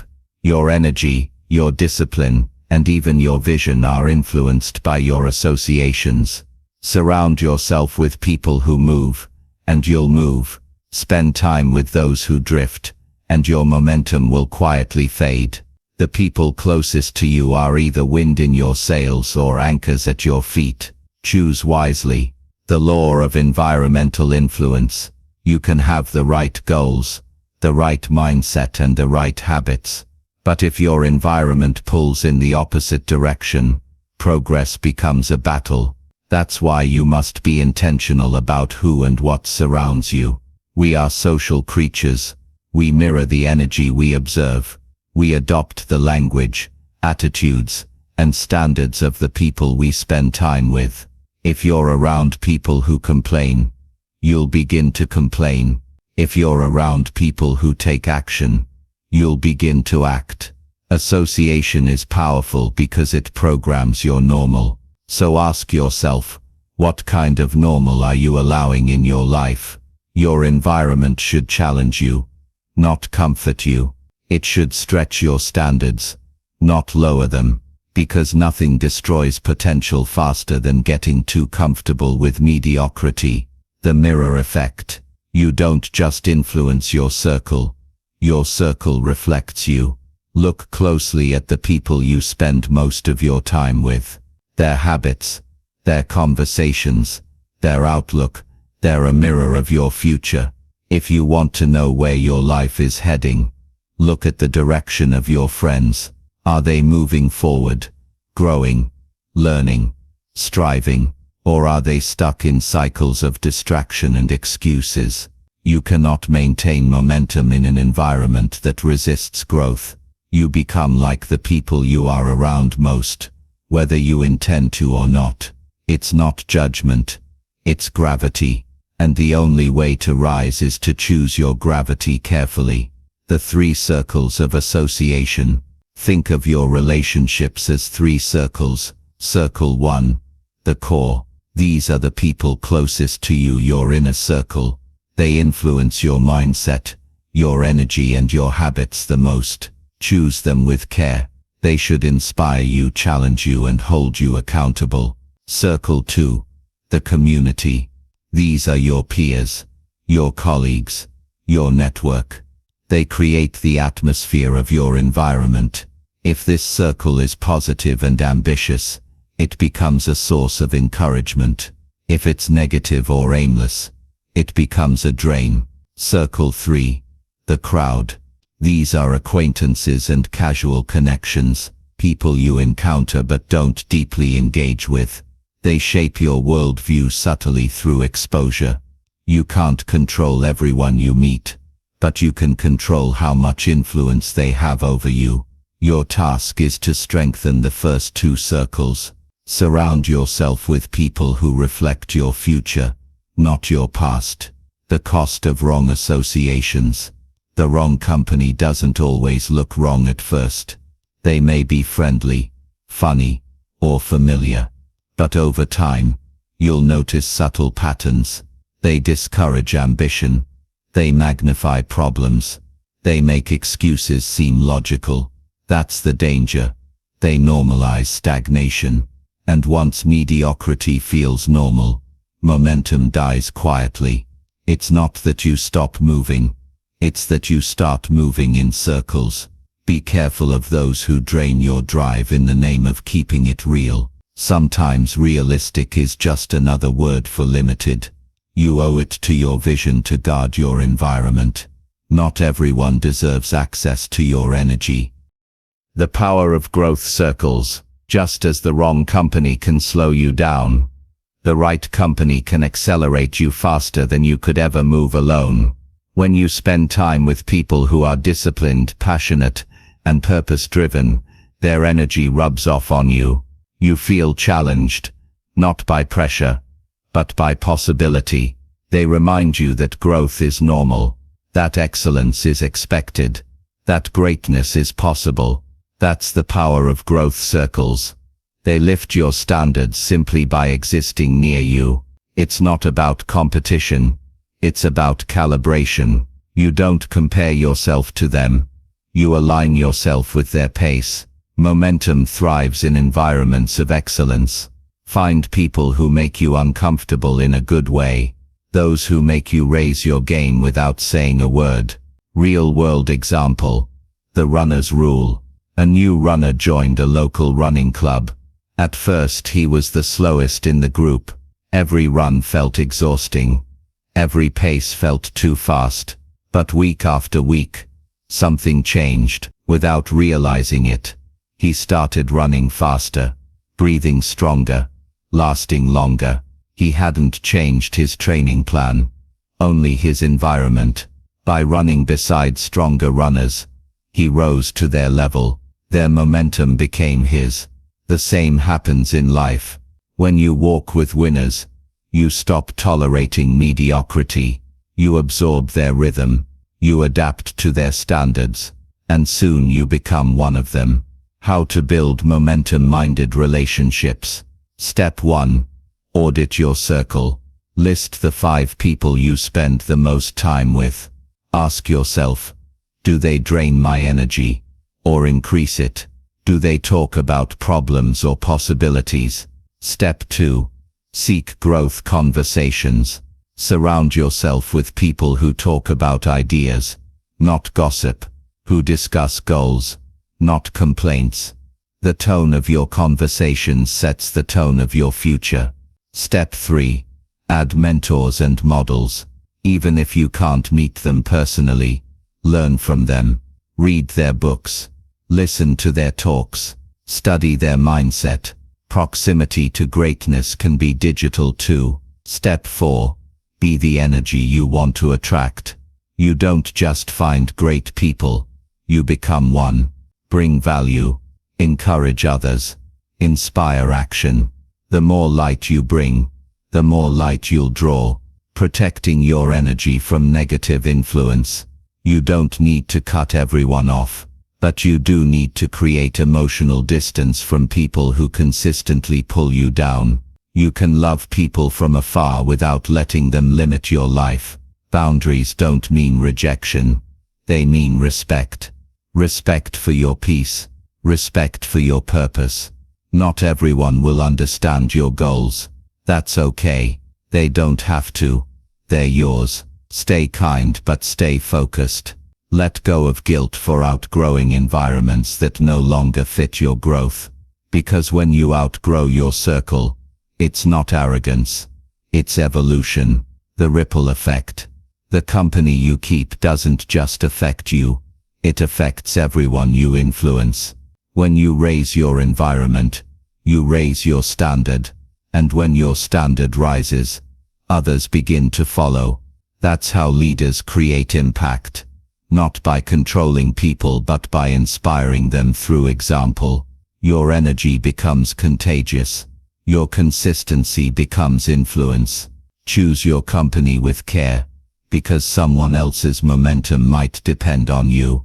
The challenge. Here's your challenge for today. Take inventory of your associations.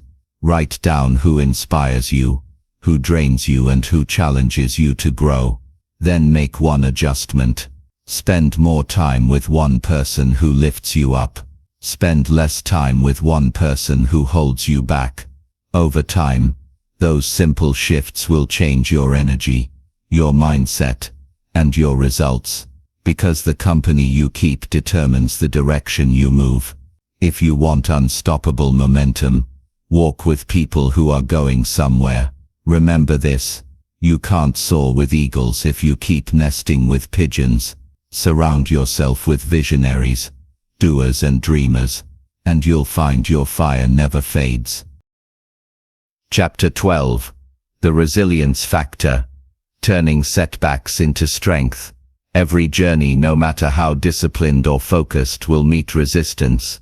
There will be obstacles, delays, disappointments and detours. No one escapes them. They are part of the process, not proof that you've failed. Resilience is the strength that keeps momentum alive when the road gets rough. It's the quiet courage to keep going when things don't go as planned. It's not about avoiding hardship. It's about transforming hardship into growth. You can't control everything that happens to you, but you can control what happens in you. And that control, that inner steadiness, is the true measure of resilience. The nature of resistance. Every meaningful pursuit invites resistance. The moment you decide to grow, life tests your commitment, not to punish you, but to prepare you. Resistance reveals your readiness. It exposes weak spots. It teaches patience, and it forces you to strengthen the habits that will sustain your success later. When you understand this, you stop seeing obstacles as enemies. You start seeing them as teachers. Each challenge, each delay, each failure, it's feedback. It's life asking, how badly do you want this? And if you respond with persistence, life eventually steps aside. The mindset of resilience. Resilience begins with perspective. It's not about denying pain. It's about defining it differently. Most people see struggle as a signal to stop. Resilient people see it as a sign to adapt. They understand that progress rarely happens in straight lines. When you adopt that mindset, setbacks lose their power. You no longer waste energy asking why me. Instead you ask, what now? That question shifts you from victim to victor, from passive to proactive. And once you make that shift, momentum returns. The emotional strength to endure. Resilience isn't just mental toughness. It's emotional maturity. It's the ability to stay calm when things fall apart, to breathe when the plan breaks, to trust the process even when the outcome isn't clear. Emotional resilience doesn't mean you feel nothing. It means you feel everything, but still move forward. You can cry and still continue. You can doubt and still decide. You can hurt and still hold faith. That's strength, not perfection, but persistence. The bounce back principle. True resilience isn't about never falling. It's about how quickly you rise. Everyone falls. Everyone fails. The question is, how long do you stay down? The faster you bounce back, the more unstoppable you become, because resilience compounds just like success does. Every time you recover, you get stronger. Every comeback makes the next one easier. Failure doesn't weaken you. Staying down does. Get up faster than before, and your future will thank you for it. Real-world example. The athlete's comeback. A professional athlete once tore a major ligament in his leg, the kind of injury that ends careers. Doctors told him he might never play again, but he refused to accept that as his final chapter. For months he trained through pain, setbacks and doubt. He started with small movements, then steps, then runs. Every day progress felt invisible, but he kept going. A year later he returned to the field, stronger, sharper, hungrier. When asked how he did it, he said, "I stopped asking when I'd be back. I just asked what I could do today to move closer." That's resilience, turning frustration into focus and pain into power. The power of meaning. Resilience grows from meaning. If your why is strong, your how can handle almost anything. When you face hardship, don't just ask, "How do I get through this?" Ask, "What is this teaching me?" Pain without purpose breaks you. Pain with purpose builds you. The resilient person doesn't seek a life without struggle. They seek a life where struggle has meaning. That meaning gives strength to keep moving forward. When others stop, adjusting without quitting. Resilience doesn't mean stubbornly doing the same thing over and over. It means adapting when conditions change. If the plan isn't working, adjust it. Don't abandon the mission. Flexibility is not weakness. It's wisdom. The tree that bends in the storm survives. The one that refuses to bend breaks. In life, resilience is that ability to bend without breaking, to shift strategies while keeping your purpose firm. When you learn to adjust without losing direction, you become unshakable. Practical steps to strengthen resilience. Step 1. Reframe challenges as training. Instead of asking, "Why is this happening to me?" ask, "How is this shaping me?" Each test strengthens a skill you'll need later. Step 2. Build recovery rituals. After pressure, find ways to reset, rest, reflect, and release. Recovery fuels your next round of resilience. Step 3. Keep a victory log. Write down past challenges you overcame. Review them when things get tough. Proof that you've made it through before. Step 4. Surround yourself with strength. Spend time with people who lift you when you fall. Resilient energy multiplies when shared. The long game. Resilience is built in the long game. It's easy to be strong for a day. It's harder to stay strong for a decade. That's why resilience and momentum go hand in hand. Momentum gives you movement. Resilience gives you endurance. Together they create unstoppable progress. Every great success story is really a resilience story. Moments of glory are built on countless moments of getting back up. The challenge. Here's your challenge for today. Think of a recent setback, big or small. Instead of judging it, study it. Ask yourself, what is this teaching me? What can I adjust? What can I strengthen? Then make one small move forward. Not tomorrow, today, because resilience isn't about waiting for strength to appear. It's about moving while you rebuild it. When you keep moving, the pain begins to lose its power. The fire that once burned you starts to fuel you, and that's when you realize you were never defeated. You were simply being refined. That's the resilience factor. It's how you turn setbacks into strength and adversity into advancement. It's how you keep your momentum alive, even through the storm. Chapter 13. The Identity Shift. Becoming the person who never stops. Every lasting change begins with identity, because your habits follow who you believe you are. You can build routines, set goals, and create systems. But if your identity doesn't change, your old patterns will always pull you back. Momentum isn't just about what you do, it's about who you become. When your actions and your identity align, progress becomes natural.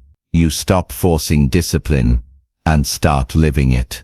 The law of unstoppable momentum is not about becoming someone new overnight. It's about becoming more of who you were meant to be, step by step, decision by decision, day by day. The power of self-image. Every person carries a mental picture of themselves. That image silently controls what they attempt, how much they persist, and what they believe they deserve. If you see yourself as inconsistent, you'll unconsciously act inconsistent. If you see yourself as strong, focused and reliable, your actions will follow that image. You can't outperform your self-image for long. Sooner or later, your behavior returns to the level of who you believe you are. That's why the real work of success begins in your identity, not your schedule. To change what you do, you must first change what you believe about yourself. The old identity versus the new. The moment you decide to grow, two versions of you begin to fight. The old identity, comfortable, familiar, resistant to change. And the new identity, hungry, evolving, uncomfortable, but full of potential. The old you says, "This is who I am." The new you whispers, "This is who I'm becoming." Growth happens in the tension between those two voices. The key is choosing which one you feed. Every time you follow through on a commitment, you cast a vote for the new you. Every disciplined decision strengthens that identity until it becomes your default. Identity doesn't shift by willpower. It shifts by evidence, daily proof that you are who you say you are. The moment of alignment. There comes a day when your habits and your self-image meet. When your actions no longer feel forced, they feel natural. You don't have to push yourself anymore. You simply act in alignment. That's the moment momentum becomes effortless. You've built enough proof that consistency is part of your character. You no longer need external motivation. Your identity drives you forward. This is the secret of unstoppable people. They don't rely on feeling ready or motivated. They act in harmony with who they already believe themselves to be. Letting go of the old story. Your old story will try to pull you back. It will whisper familiar lies. You always quit. You're not that disciplined. You'll never change. But here's the truth. Those are not facts. They're memories. And memories are not destiny. To create new momentum, you must release old narratives. Forgive your past self for the times you fell short. You were learning. You were becoming. The fact that you're still moving means you've already changed. Don't fight your past. Outgrow it. Because every time you let go of who you were, you make room for who you can be. Real-world example. The reinvented artist. There was an artist who spent years doubting her talent. She called herself a hobbyist. Even though her work moved people deeply, she'd say, "I'm not a real artist. I just enjoy painting." Then one day, she decided to change her language. She started introducing herself as an artist, out loud with conviction. At first it felt strange, but soon her confidence grew. She began to paint more often, share her work publicly, and attract opportunities. Nothing else changed, except her identity, and because her identity changed, her results did too. That's the power of the identity shift. You don't wait to become before you act. You act until you become. The law of identity momentum. Once your identity aligns with your purpose, momentum becomes automatic. You no longer have to chase discipline. You live it. You no longer have to force motivation. It flows naturally. When your behavior reflects who you believe you are, you don't need constant reminders or rewards. You simply follow through, because it feels like you. That's why the strongest form of accountability is identity. When you say, I am the kind of person who follows through, your mind works hard to prove it true. How to redefine your identity. Step 1. Decide who you want to be. Write it clearly. I am a disciplined person. I am consistent. I am calm under pressure. I am the kind of person who finishes what I start. Say it daily, until it feels natural. Step 2. Act as if. Don't wait until you believe it fully. Act as if it's already true. Your behavior will train your mind to accept the new identity. Step 3. Collect evidence. Each small win becomes proof of your transformation. Celebrate it. Record it. Evidence builds belief, and belief builds momentum. Step 4. Guard your environment. Stay close to people who reflect your new identity. Their energy will reinforce your transformation. The emotional weight of transformation. Changing identity isn't just practical, it's emotional. You'll grieve parts of your old self.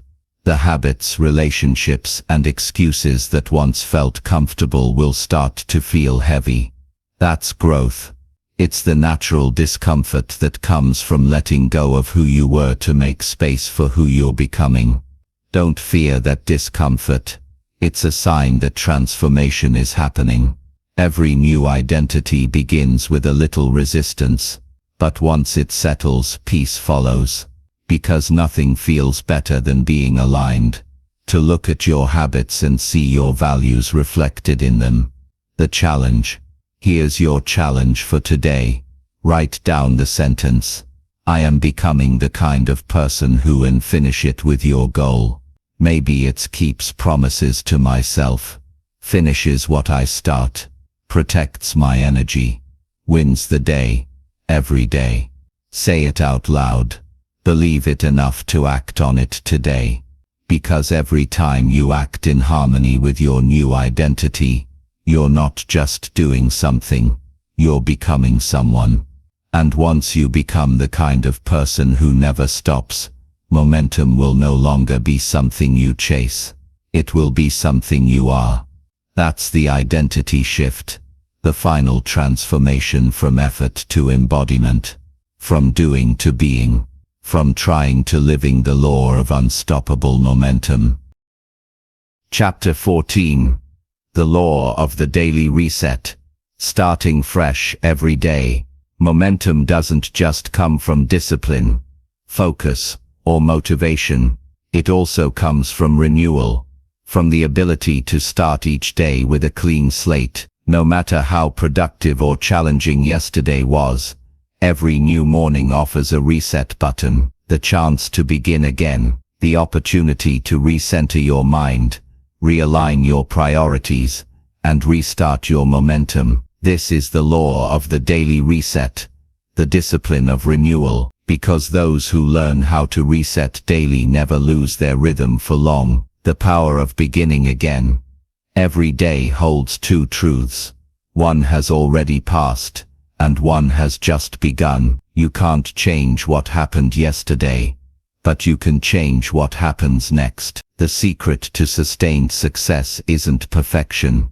It's recovery. It's your ability to let go of what no longer serves you and begin again, without guilt, without frustration, without delay. The disciplined person doesn't carry failure from one day into the next. They extract the lesson, leave the weight, and start again with clarity. Momentum dies not from mistakes, but from dwelling on them. You can't drive forward while staring in the rearview mirror. Every morning is a blank page, and you hold the pen. The emotional weight of yesterday. Many people lose momentum not because they lack motivation, but because they carry emotional baggage from the past. They replay what went wrong. They dwell on what they didn't do, and in doing so they waste today's energy on yesterday's story. But momentum lives in the present. The moment you release the emotional weight of yesterday, you reclaim your strength for today. You are not your mistakes. You are your decisions after them. And the most powerful decision you can make is to start again. Calmly, confidently, completely. The morning reset ritual. Every new day is an invitation to align your focus and energy, and that alignment begins with a simple ritual. The morning reset. You don't need hours, just intention. Here's how it works. Step 1. Breathe and acknowledge. Take a deep breath and recognize that today is new. Say it out loud if you must. Today is a new beginning. It sounds simple, but it trains your mind to detach from yesterday's noise. Step 2. Reflect briefly. Ask yourself, what did I learn from yesterday? Find one lesson, not a list of regrets. Learning transforms frustration into wisdom. Step 3. Recommit. Focus on 1 or 2 priorities for the day. Decide what winning today looks like in clear, simple terms. Momentum begins with clarity. Step 4. Move early. Take action immediately. Even something small, a quick win first thing in the morning, shifts you from reflection into motion. Action activates energy. That's the morning reset. Reflect, refocus, recommit, and move. Repeat it daily, and your energy will always return. Letting go of guilt. The greatest enemy of progress is not failure. It's guilt. Guilt keeps you tied to the past. It whispers, you messed up, so why bother starting again? But guilt is a trap. It's a drain disguised as responsibility. True accountability means learning, not self-punishment. You can't heal while hurting yourself for the same mistake over and over. The daily reset allows you to forgive yourself quickly and redirect your energy productively. Yesterday's errors don't define you. Today's effort does. So instead of guilt, choose grace. Grace gives you permission to keep moving. Real-world example. The salesperson's reset. There was once a salesperson who had a terrible week. Every deal fell through. Every conversation ended in rejection. By Friday he was ready to quit. Then his mentor said, "You're carrying 5 bad days into every new one. Reset. Every morning. Forget the last call. Focus on the next one." He took that advice. Each morning he treated the day as a clean start. He stopped dragging his losses into his future. Within a month his energy changed, and so did his results. He started closing more deals, not because his skill improved overnight, but because his mindset reset every day. He stopped replaying defeat and started rehearsing success. That's what the daily reset does. It frees your momentum from yesterday's weight. Resetting during the day. Resets aren't just for mornings. You can restart anytime. When your focus slips, when fatigue sets in, when frustration builds, pause, breathe, and reset. Even a 1-minute reset can redirect your energy. Stand up, stretch, step outside, take a breath, then return to your task with renewed intention. Momentum doesn't require uninterrupted perfection, just consistent recovery. The best performers aren't the ones who never lose focus. They're the ones who regain it quickly. The discipline of finishing clean. Just as you start your day with a reset, you should end it with one. Before bed, take a few minutes to release the day. Ask yourself, what did I do well? What did I learn? What can I improve tomorrow? Then let it go. Don't carry unfinished emotions into your sleep. Rest is restoration, not rumination. Finishing clean allows you to wake up light, and lightness sustains long-term momentum. Practical steps for the daily reset. 1. Start with awareness. Notice when your energy or focus dips. Awareness is the first step toward renewal. 2. Separate identity from outcome. Bad days don't make you a bad person. Detach your self-worth from temporary results. 3. Build mini resets. Short breaks, gratitude moments, deep breaths. All keep your system balanced. Don't wait until burnout to reset. 4. End each day. Intentionally reflect, release and rest. You don't recharge by doing nothing. You recharge by doing it with purpose. The rhythm of renewal life runs in rhythms: tension and release, effort and rest, motion and reflection. When you honor that rhythm, momentum never truly ends. You may slow down, but you never stop. Each day becomes part of a larger dance, a pattern of constant renewal. You fall, you rise, you adjust, you begin again. That's the rhythm of those who achieve lasting success. Not perfection, but renewal. Not endless energy, but consistent resets. The challenge. Here's your challenge for today. Before you sleep tonight, write one line. Tomorrow, I begin again. Then tomorrow morning read it. Let that be your reset. No matter how yesterday went, you can start fresh. No matter what slowed you down, you can regain speed. No matter how heavy life feels, you can lighten it by releasing what you no longer need. Because the law of unstoppable momentum isn't about never falling, it's about never staying down. And the daily reset is how you rise. Again and again, one day at a time. So breathe deep, forgive fast, start fresh.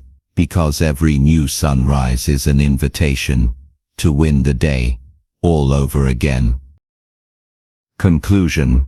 Win the day. Every day. Momentum is not luck. It's not talent. It's not magic. It's the natural reward of showing up, day after day, with intention, purpose, and persistence. The law of unstoppable momentum is built on one simple truth. You don't need to conquer the year, or the month, or even the week. You just need to win the day, because when you win enough days in a row, life begins to shift. Your habits evolve, your confidence grows, and your results compound until success becomes inevitable. The rhythm of progress. Every great achievement begins small, a spark of effort, a single disciplined choice, and then another. Day by day, effort turns into rhythm, rhythm turns into progress, progress turns into momentum. You don't need to move fast, you need to move forward. Consistency always beats intensity. Direction always matters more than speed, because when you stay in motion, the path reveals itself. Clarity comes through commitment, and momentum rewards the one who refuses to stop. The real definition of winning, winning the day, isn't about perfection. It's about alignment. It's about doing what matters most, with the time you have right where you are. Some days winning means finishing a big project. Other days it simply means showing up when you didn't feel like it. Progress is personal. Your best today may look different than your best tomorrow, and that's okay. What matters is that you keep moving, keep growing, keep choosing forward. That's how you win. Not once, but over and over again. The person you've become by now. You've learned that momentum is more than movement. It's identity. It's discipline. It's focus. It's energy. It's resilience. It's the quiet power of a person who refuses to drift. You've built habits that strengthen your focus. You've learned to protect your energy, refine your effort, and bounce back faster. You've mastered the rhythm of resetting, reflecting and realigning. That's what separates the average from the exceptional. Not talent, but tenacity. Not intensity, but consistency. You've become the kind of person who moves with purpose, even when it's hard. And that identity will carry you further than motivation ever could. The infinite game. There's no finish line to personal growth. Every ending becomes a new beginning. Every victory opens the door to a higher standard. The goal isn't to arrive. It's to advance. To keep learning, improving, and becoming. Momentum is not a destination. It's a way of life. And when you live by it, you discover that the journey itself is the reward. The challenge that never ends from this day forward. Carry this principle with you. Each day is your opportunity to build momentum or break it, to invest your energy or waste it, to grow stronger or stay the same. The difference between success and stagnation is rarely found in one big moment. It's found in how you treat the small ones, the quiet choices, the daily disciplines, the inner conversations that shape your direction.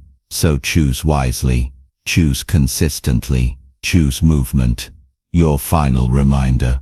When motivation fades, move. When energy drops, reset. When life tests you, adapt. When you fall, rise faster. Because every day you keep moving, your future gets closer. Every day you choose effort over excuse, your strength multiplies. And every day you win even a little, you build the life you've imagined. Momentum doesn't belong to the lucky. It belongs to the disciplined. It belongs to those who start where they stand, focus on the vital few, protect their energy and rise after every fall. That's who you've become. That's what this journey has built. So keep going, keep growing, keep winning, one day at a time. Because success isn't found in a single moment. It's built in motion, in the quiet, steady daily rhythm of a person who refuses to stop. Win the day, every day, and your momentum will never end.